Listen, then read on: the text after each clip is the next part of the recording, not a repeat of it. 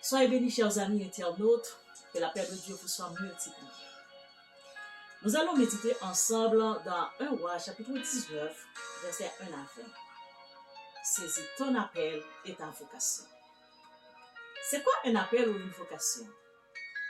La vocation, selon le dictionnaire Robert, est un mouvement intérieur par lequel on se sent appelé par Dieu. Selon le dictionnaire biblique, les mots vocation et appel viennent du verbe grec kaleo, qui signifie appeler, faire venir. De l'Ancien Testament au Nouveau Testament, Dieu appelle des gens à venir à lui dans le but d'annoncer des vertus, des qualités. Tous sont appelés sans exception à former un sacerdoce royal. Dieu appelle qui il veut.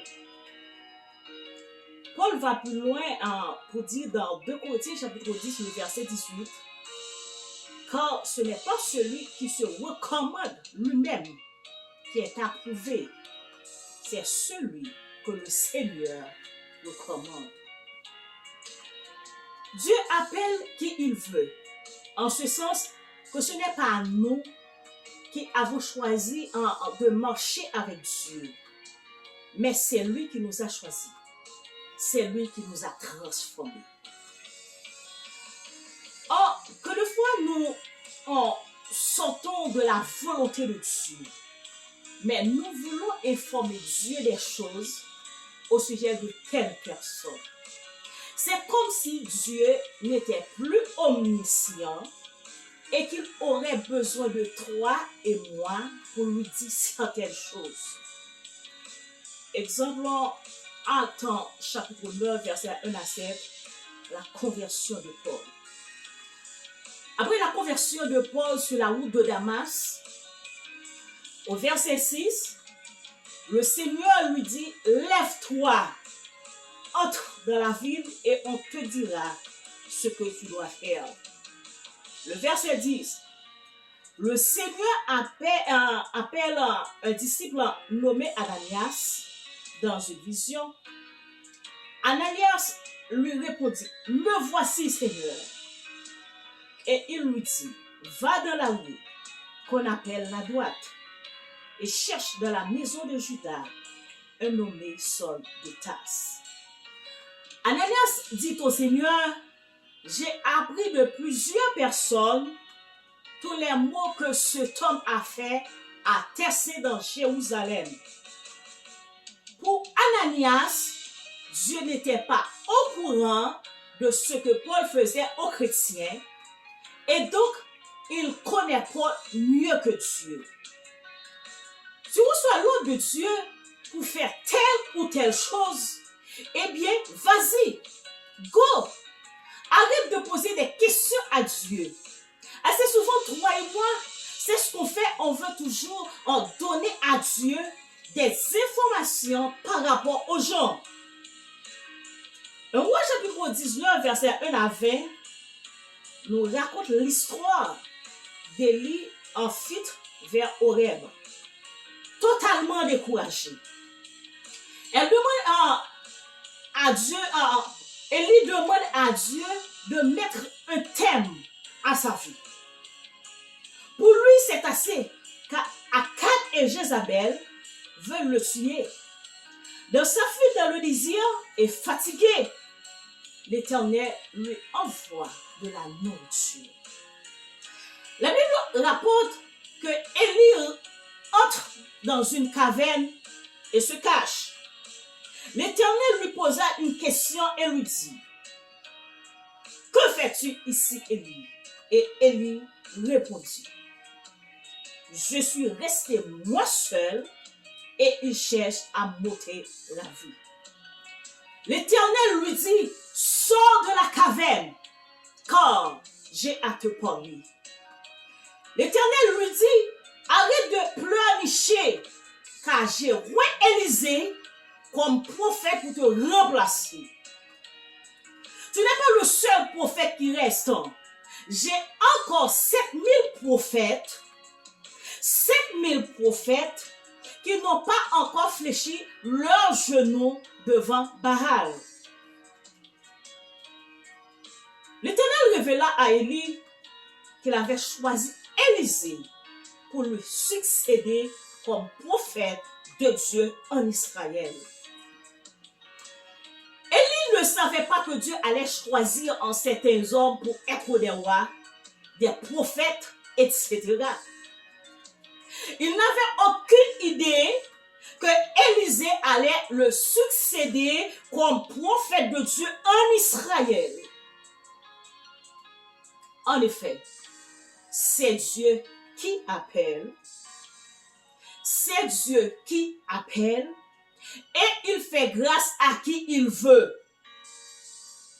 C'est Dieu qui appelle. Selon Éphésiens chapitre 4, le verset 11 à 14. Élisée lui dit, je veux aller avec toi. Élie lui répondit, rentre chez toi, jeune homme. Le prophète Jérémie nous décrit l'appel comme un tison, un feu intérieur. Élisée, refusa d'abandonner, de se laisser emporter par le découragement. Élie dit à Élisée, l'Éternel m'envoie à Bethel, toi reste ici. Élisée, pour son amour irrésistible pour l'appel, la vocation, lui dit, je ne te quitterai point. Pour Élisée, son appel ne vient pas d'un homme. Son appel ne vient pas d'Élie, mais de Dieu. Dans 1 Corinthiens 3, le verset 3 à 9, Paul nous dit, nous sommes tous ouvriers avec Dieu. En ce sens, que ce n'est pas celui qui plante qui est quelque chose, ni celui qui arrose, mais celui qui fait croître. Que le fois, toi et moi, nous osons disqualifier les gens. Nous les jugeons, nous les calomnions, en prenant comme prétexte qu'ils ne sont pas dignes pour le royaume de Dieu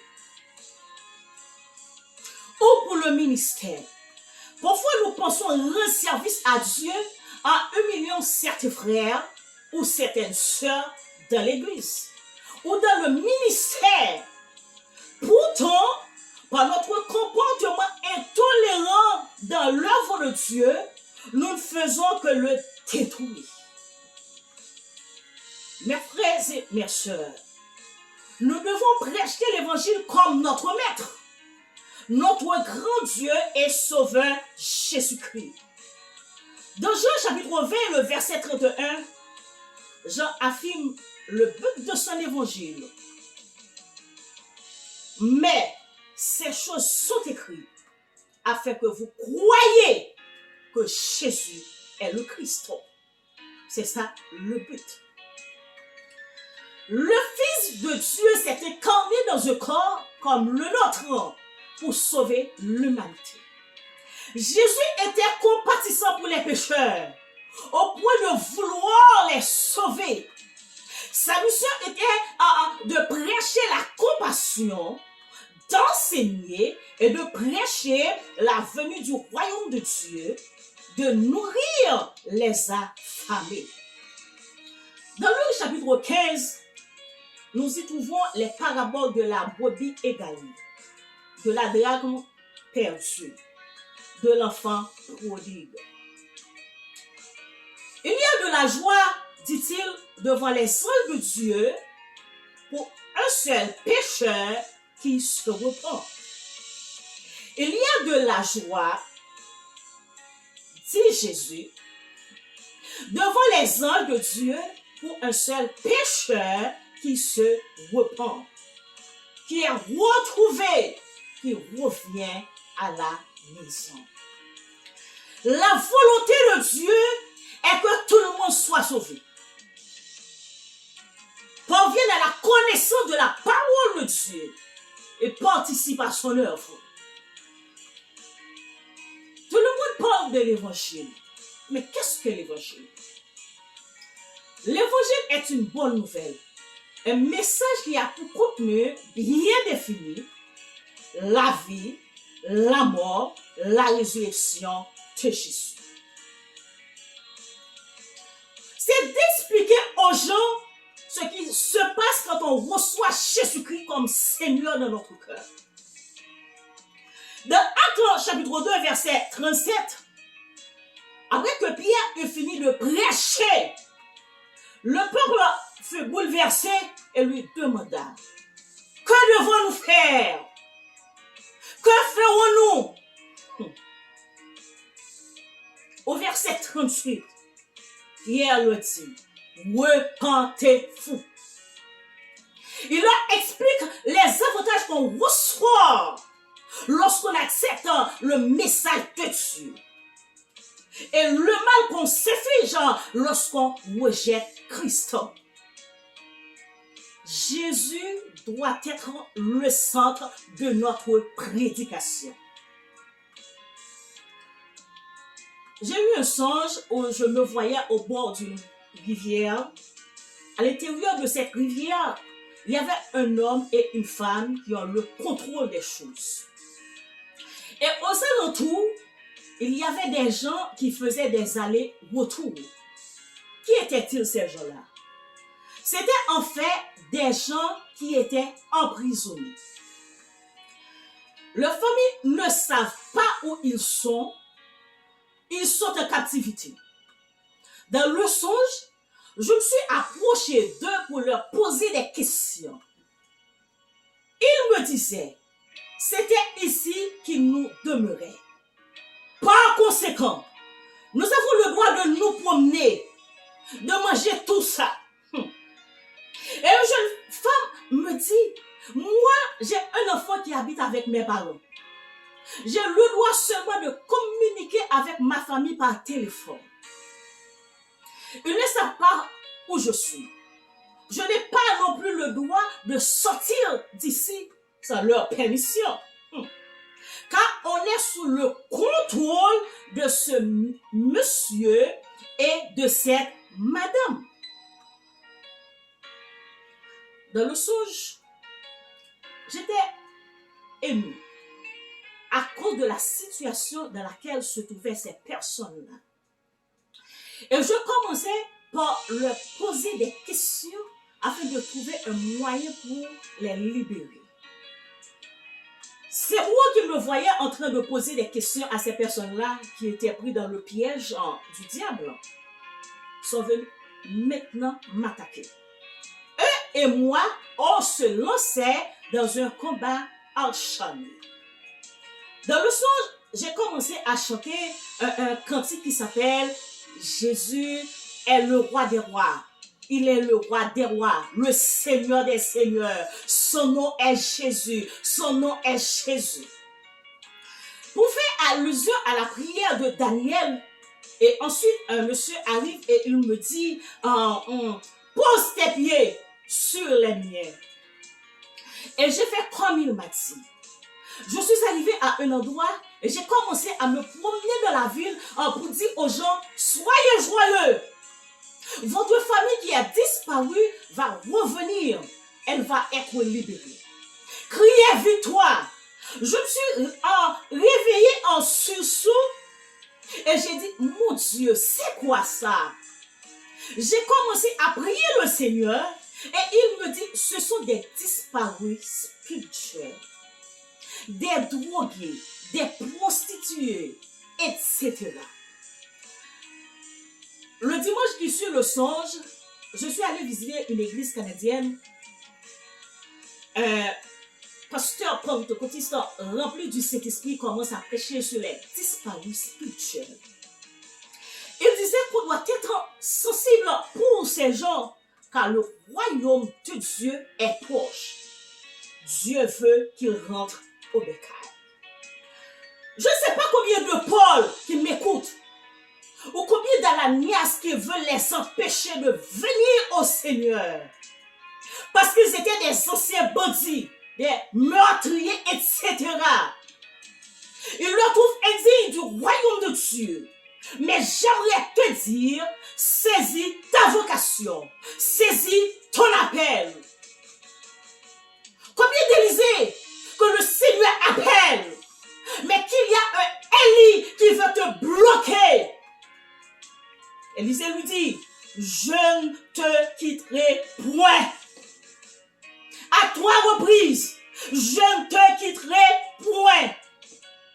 Élie tenta de renvoyer Élisée, mais celui-ci refusa. Il est convaincu de son appel. Puisqu'Élisée insista, Élie lui demanda ce qu'il désirait.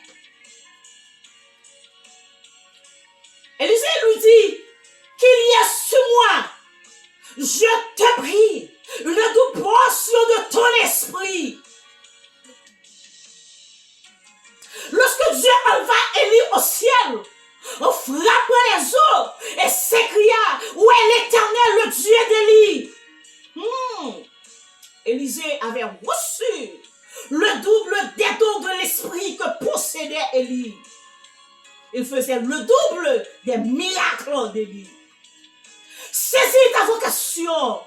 Laisse-te manifester ce sentiment en toi petit à petit.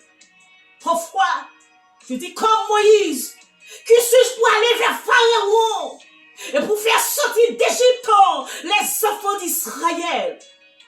Vraiment, tu es faible. Amen. Vraiment, tu es faible. Mais sache qu'il utilise les faibles pour confondre les forts. Réponds seulement à l'appel. Et si ta Gédéon, va avec la force que tu as. Va avec la force que tu as. Je serai avec toi. Nous sommes donc appelés à présenter Jésus-Christ. Et lui, il fera le reste. Dieu sait que tu n'as pas la parole facile. Tu as la langue embarrassée. Mais il se servira de toi d'une manière spéciale. Tu as la langue embarrassée. Tu n'as pas la parole facile. Mais il se servira de toi d'une manière spéciale. Ne t'inquiète pas, Dieu sera avec toi. Il ne reste qu'à toi de saisir ta vocation, de saisir ton appel. Et tu verras la gloire de Dieu dans ta vie. Sois béni, mon frère. Sois béni, ma soeur. Shalom. Shalom.